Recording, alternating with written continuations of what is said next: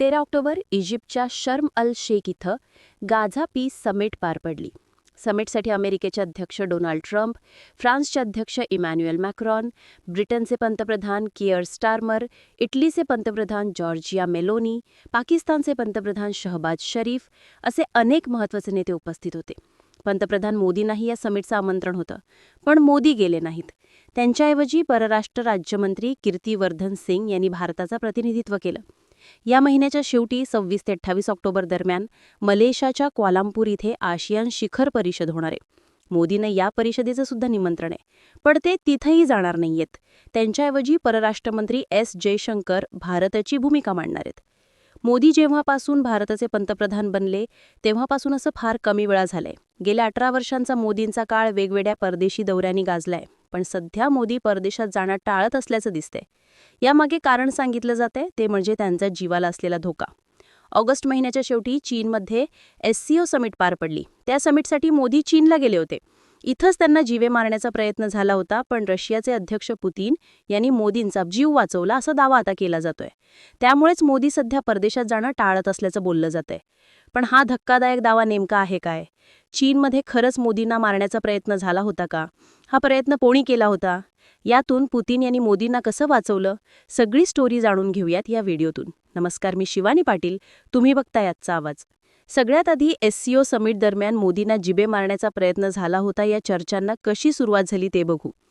चीनमधून परतल्यानंतर मोदी 2 सप्टेंबरला नवी दिल्लीत एका कार्यक्रमाला उपस्थित राहिले होते. या कार्यक्रमादरम्यान भाषण देताना त्यांनी एक सूचक वक्तव्य केलं. मोदी भाषण करताना म्हणाले की मी काल रात्री चीन आणि जपानच्या दौऱ्यावरून परत आलो. यावरती तिथे उपस्थित असलेले लोक टाळ्या वाजवतात. त्यावर मोदी म्हणतात की मी गेलो होतो म्हणून तुम्ही टाळ्या वाजवत आहात की मी परत आलो म्हणून टाळ्या वाजवतात.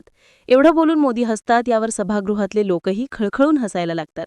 हा एक सॉफ्ट जोक होता, पण सोशल मीडियावरती मोदींच्या या वक्तव्याला फार गांभीर्याने घेतलं जातंय.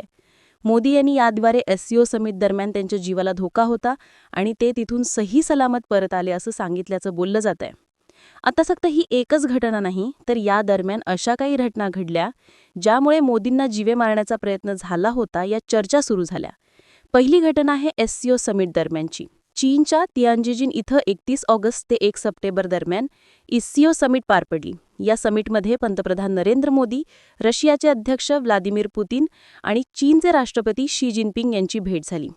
मोदी जवळपास 7 वर्षांनंतर चीनला गेले होते. 2020 गलवान खोऱ्यात झालेल्या संघर्षानंतर भारत आणि चीनचे संबंध चांगलेच ताणावत झाले होते. पण अमेरिकेने भारतासह चीनवरही टॅरिफ लावल्यानंतर हे 2 देश पुन्हा एकदा एकमेकांच्या जवळ आले. SCO समिट दरम्यान मोदी आणि जिनपिंग यांच्यामध्ये पुन्हा एकदा जवळीक बघायला मिळाली. पण या दरम्यानच एक अनपेक्षित घटना घडली. झालं असं की SCO समिटनंतर मोदी आणि रशियाचे अध्यक्ष पुतीन हे बायलॅटरल मीटिंगसाठी भेटणार होते. यासाठी पुतीन मोदींना आपल्या स्वतःच्या गाडीमध्ये बसून मीटिंगच्या ठिकाणी घेऊन गेले. वरवर ही घटना सामान्य वाटत असली तरी डिप्लोमॅटिक प्रोटोकॉलचा विचार केला तर ही घटना असामान्य आहे. कारण कोणत्याही 2 देशाचे प्रमुख अशा प्रकारे एकत्र प्रवास करणं हा प्रोटोकॉल नाहीये.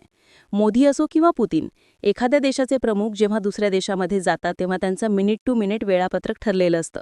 कोण कुठे कधी कसं जाणार हे सगळं आधीच ठरलेलं असतं. प्रोटोकॉलनुसार मोदी आणि पुतीन वेगवेगळ्या गाड्यांनी मीटिंगच्या ठिकाणी जाणार होते. पण पुतीन यांनी हा प्रोटोकॉल मोडला आणि ते मोदींना आपल्या गाडीतून घेऊन गेले. बरं, एवढंच नाही तर मोदींना सोबत घेऊन जाण्यासाठी पुतीन यांनी त्यांची 10 ते 15 मिनिटं वाट पाहिली होती. त्यानंतरही ते दोघं त्या गाडीमध्ये जवळपास 45 मिनिट एकत्र बसले होते. ही घटना असामान्य आहे. पुतीन यांनी अशा प्रकारे प्रोटोकॉल मोडून मोदींना आपल्यासोबत नेलं. यावरून या दोघांची बॉन्डिंग किती स्ट्रॉंग आहे हे मीडियावरून दाखवण्यात आलं. पण यामागे काहीतरी वेगळं कारण होतं असं आता बोललं जात आहे. सोशल मीडियावरती केल्या जात असलेल्या दाव्यानुसार रशियन गुप्तचर यंत्रणेला इनपुट मिळालं होतं की पंतप्रधान मोदी यांच्या जीवाला धोका आहे. त्यामुळे पुतीन यांनी मोदींना आग्रह केला की त्यांनी त्यांच्यासाठी तयार केलेल्या ताफ्याऐवजी आपल्या वैयक्तिक गाडीतून प्रवास करावा. एवढंच नाही तर पुतीन स्वतः मोदींसाठी 10 ते 15 मिनिटं थांबले आणि त्यांना आपल्या गाडीतून सुरक्षित मीटिंगच्या ठिकाणी घेऊन गेले. काही दाव्यानुसार भारत आणि रशियाच्या सुरक्षा यंत्रणांनी ऐनवेळी हा बदल केला होता. हे इनपुट जेव्हा मिळाले तेव्हा चीनसुद्धा घाबरून गेला होता. कारण मोदींसारख्या नेत्यांना जर चीनमध्ये काही झालं असतं तर हा चीनच्या प्रतिष्ठेला मोठा धक्का असता. चीनच्या सुरक्षा यंत्रणेने ऐनवेळी पर्यायी व्यवस्था केली, पण पुतीन यांना त्यावरती विश्वास नव्हता. त्यामुळे त्यांनी स्वतः मोदींच्या सुरक्षेची काळजी घेतली. अशा प्रकारे पुतीन यांनी चीनमध्ये मोदींचा जीव वाचवला असं आता सांगितलं जातंय. आता मुख्य प्रश्न हा आहे की मोदींना चीनमध्ये जीवे मारण्याचा प्रयत्न कोणी केला होता. तर सोशल मीडियावरती केल्या जात असलेल्या दाव्यांनुसार अमेरिकेची गुप्तचर यंत्रणा CIAने मोदींना मारण्याचा प्रयत्न केला होता. आता हा दावा काही असाच हवेत केला जात नाहीये. याची लिंक बांगलादेशमध्ये घडलेल्या एका घटनेशी आहे. ही शिखर परिषद संपल्यानंतर काही वेळातच बांगलादेशमधून एक बातमी आली. बातमी होती बांगलादेशमध्ये झालेल्या एका मृत्यूची. झालं असं की शिखर परिषदेनंतर काही तासामध्येच बांगलादेशची राजधानी ढाका इथल्या अत्यंत उच्चभ्रू अशा वेस्टर्न हॉटेलच्या रूम नंबर 808 मध्ये अमेरिकन सैन्याचे विशेष दलाचे अधिकारी टेरेन्स आर्वेन जॅक्सन यांचा मृतदेह रहस्यमय अवस्थेत आढळला. जॅक्सन हे अमेरिकेच्या स्पेशल फोर्सेसचे कमांडर इन्स्पेक्टर जनरल होते. मुख्य म्हणजे आशियामध्ये अमेरिकेचे जेवढे स्पेशल ऑपरेशन्स होतात तर सगळ्यांवरती देखरेख ठेवण्याचं काम जॅक्सन यांच्याकडे होतं. त्यांना तब्बल 20 वर्षांचा अनुभव होता. ते एका बिझनेस ट्रीपच्या नावाखाली बांगलादेशमध्ये आले होते, पण त्यांचा अत्यंत रहस्यमय पद्धतीने मृत्यू झाला. आता अमेरिकेचे एवढे मोठे अधिकारी त्यांचा दुसऱ्या देशामध्ये अशा प्रकारे मृत्यू झाल्यानंतर मृतदेहाचं पोस्टमॉर्टम होणं अपेक्षित होतं, पण ते सुद्धा झालं नाही. बांगलादेश पोलिसांनी जॅक्सन यांच्या मृत्यूची पुष्टी केली, पण या घटनेबाबत आणखी काहीच माहिती दिली नाही.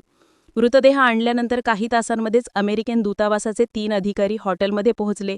त्यांनी जॅक्सन यांचं सामान जमा केलं आणि तपासाचा कोणताही प्रोटोकॉल न पाळता मृतदेह लगेच अमेरिकेला पाठवण्याची व्यवस्था केली. अमेरिकन अधिकाऱ्यांनी या घटनेबाबत कोणाशीही बोलू नये अशा सूचनाही हॉटेलच्या कर्मचाऱ्यांना दिल्या. जॅक्सन यांचा मृत्यू व्हायच्या आधी हॉटेलच्या CCTV फुटेजमध्ये काही अज्ञात व्यक्ती हॉटेलच्या परिसरामध्ये प्रवेश करताना आणि बाहेर पडताना दिसल्या. स्थानिक सूत्रांचा दावा आहे की जॅक्सन एप्रिल महिन्यापासून बांगलादेशमध्ये आले होते.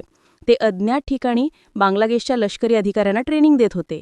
त्यांच्यावरती दक्षिण आशियामध्ये अमेरिकेच्या एका गुप्त मोहिमेची जबाबदारी होती, असा दावाही आता केला जातोय. आता जॅक्सन यांच्या मृत्यूची लिंक SCO समिट दरम्यान घडलेल्या घटनेशी लावली जाते. SCO समिट दरम्यान मोदी यांच्या जीवाला धोका असल्याचे इनपुट रशियाला मिळणं, त्यानंतर पुतीन यांनी मोदींना आपल्या गाडीत बसून घेऊन जाणं, याच्या अवघ्या काही तासांनंतरच अमेरिकेच्या हाय प्रोफाईल अधिकाऱ्याचा बांगलादेशमध्ये रहस्यमय मृत्यू होणं, या सगळ्या गोष्टी कनेक्टेड असल्याचं बोललं जातंय. मुख्य म्हणजे ही घटना अशा वेळी घडली ज्यावेळी भारत आणि अमेरिकेतले संबंध चांगलेच ताणावाचे बनलेले आहेत. अमेरिकेने लादलेल्या टॅरिफमुळे भारत रशिया आणि चीनच्या आणखी जवळ गेला. याची धास्ती अमेरिकेने घेतली आहे. भारतानं रशिया आणि चीनच्या जवळ जाऊ नये यासाठी अमेरिकेच्या गुप्तचर यंत्रणेनं मोदींच्या हत्येचा प्लॅन रचलाय असं तर बोललं जातंय. पण या सगळ्या शक्यता आहेत. याची सार्वजनिकरित्या पुष्टी कुठेही झालेली नाहीये आणि ती होण्याची शक्यता नाहीये. पण अमेरिकेच्या गुप्तचर यंत्रणेवरती याआधी अशा प्रकारच्या कारवायांमध्ये सहभागी असल्याचे आरोप वारंवार झाले आहेत. गेल्या वर्षी बांगलादेशातल्या शेख हसीना सरकारविरुद्ध अचानक उठाव होऊन त्यांचं सरकार पडलं. त्यानंतर तिथे अमेरिकेचं समर्थक असलेले मोहम्मद युनिस यांच्या नेतृत्वाखाली काळजीभाऊ सरकार स्थापन झालं. हे अजूनही सत्तेत आहेत. यामागे अमेरिकेचाच हात होता असा आजही दावा केला जातो. त्यामुळे चीनमध्ये घडलेल्या घटनेमागचं सुद्धा अमेरिकेचा हात असण्याची शक्यता नाकारता येत नाहीये. तिथे पुतीन यांनी दाखवलेल्या समयसूचकतेमुळे मोदींचा जीव वाचला असंही आता बोललं जाते.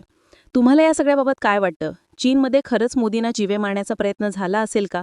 तुमची मतं आणि प्रतिक्रिया आम्हाला कमेंट करून नक्की सांगा आणि माहितीपूर्ण व्हिडिओ बघण्यासाठी आजचा आवाज चॅनलला नक्की सबस्क्राईब करा.